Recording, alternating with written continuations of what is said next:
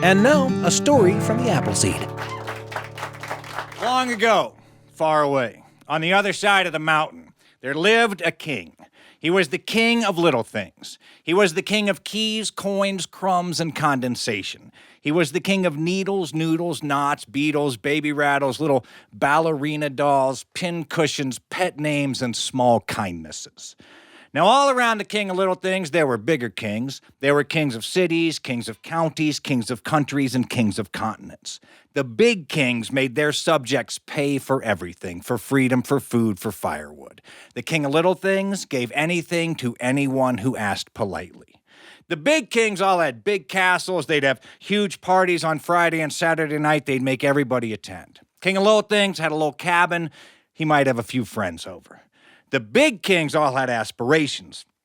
The kings of cities wanted to be kings of counties. The kings of counties wanted to be kings of countries. The kings of countries wanted to be the kings of continents. And the kings of continents wanted to rule the world. The king of little things just wanted to remember his wife's birthday.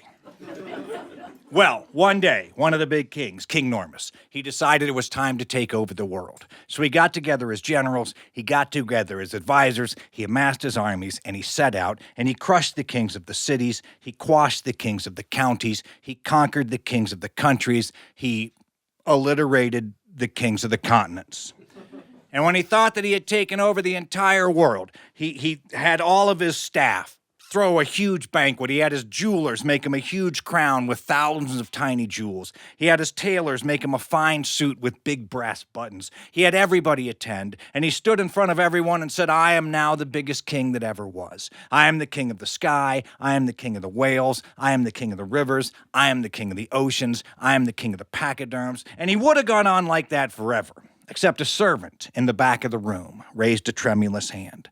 And he said, "Excuse me, my enormous sire, you are indeed the king of the sky and the king of the pachyderms, but I am afraid that there is one king whom you've overlooked in your quest to conquer the world." And King Normous said, "Who, which, what king have I overlooked in my quest to conquer the world?" And the servant said, "Sir, you have overlooked his minuscule majesty, the king of little things." Well, this sent King Normous into a rage. He said, "King of little things, king of little things. Little things don't have a king." He said, "Everybody knows that little things exist simply to serve the bigger things." But still in all, he amassed his armies, and he set out to conquer the king of little things. And they got to the king of little things' cabin in the evening, and the king of little things was in the kitchen doing the dishes, because he knew that it was the little things that matter the most. He also knew, as David Holt says, that no man has ever been willingly shot in the back while doing the dishes. Might as well let him finish. And so he saw the big king's armies. He knew that they would attack in the morning. And he went out on his front porch and he respectfully asked some of his subjects if during the night they would invade the big king's camp. And when the big king's soldiers awoke, they couldn't attack. Chiggers and ticks and mosquitoes had gotten underneath their armor. Athlete's foot fungus had crawled down their boots and in between their toes. There were worms in the meat, weevils in the wheat, flies in the fruit. Termites had eaten away the arrow shafts, the spear shafts, the cannon wheels, and the catapult. King Normous was so upset, he requisitioned new equipment. Arrows with steel shafts, spears with steel shafts, steel catapults, steel wheels on the cannon. King of Little Things asked his friend Rust to ride his friend Dew into the big king's camp. And once again, when the big king's soldiers awoke, they couldn't attack. Rust had eaten through their armor. It had eaten away the arrow shafts. The cannon wouldn't roll. The catapult was now about as dangerous as a cantaloupe.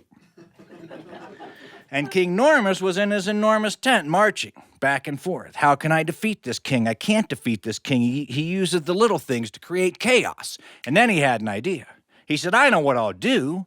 He said, "I'll cheat." He said, "I'll lie, because the king of little things is not the king of lies. Because a lie, no matter how small, is never a little thing." He said, "Send a soldier with a flag of truce. Tell him to get the king of little things to come to my headquarters where we can discuss the situation of the siege. And when he gets here, we'll grab him and we'll throw him in the dungeon." Well, they sent a soldier, and the king of little things came with him. He knew what was happening, but he also knew that all of his subjects would come to his aid if need be. And as soon as the king of little things walked into King Normous's tent, all of the little things recognized their king. The coins rolled out of King Normous's coffers and bowed down before the king of little things. The jewels jumped out of King Normous's crown. The fillings fell out of his teeth. The buttons jumped off of his coat. His suspenders surrendered. His belt broke. And his pants fell down. And so there stood King Normous, trying to hold up both his pants and his pride in front of the king of little things. And he was so upset, he said, throw him in the jail, throw him in the dungeon, throw him in the dungeon. But when they got the king of little things to the dungeon, all of the little things recognized their king. The keys refused to unlock the locks. The locks refused to unlock. The nails jumped out of the dungeon door and bowed down before the king of little things. King Normous said, put him in a cave, put him in a cave, put a big rock in front of the cave. No food, no water, till he surrenders his kingdom. Well, the king of little things went to the cave, and life wasn't entirely unpleasant in the cave. The ants brought him crumbs, the bees brought him honey, the birds brought him seeds, and little drops of water made their way down through the mountain and dripped into his mouth. But after a while, he missed his queen. He missed his cottage. He got a little bit bored. And so the king of little things sent word with the ants and the birds and the bees, asking them to ask all the little things everywhere to do him a favor. And the ants carried the words like crumbs, the bees painted the words on the flowers, and the birds dropped the words from the sky like rain. And all over the world, little things began to happen.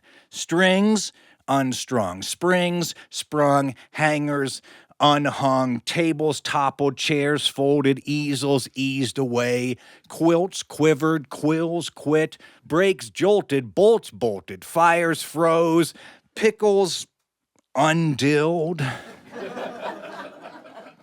boats listed, words twisted, ticks and tocks left their clocks. Everything everywhere quit working, and everybody knew that it was King Normous's fault, and they demanded that he be set free. Well, King Normous could see that he was beat, so he surrendered his crown, and he loaded some of his enormous possessions onto his enormous wagon, and off he rode. And the people presented the crown to the king of little things, who asked very little of his new subjects, except that they plant flowers for the birds and the bees, leave crumbs for the ants, oil hinges regularly, tip generously, and say please and thank you. And everyone lived adequately ever after. Except, I know it sounds like the end, except, of course, King Normous, who could never find his wallet or his comb or his pocket watch. Thanks for joining us for a story from the Appleseed.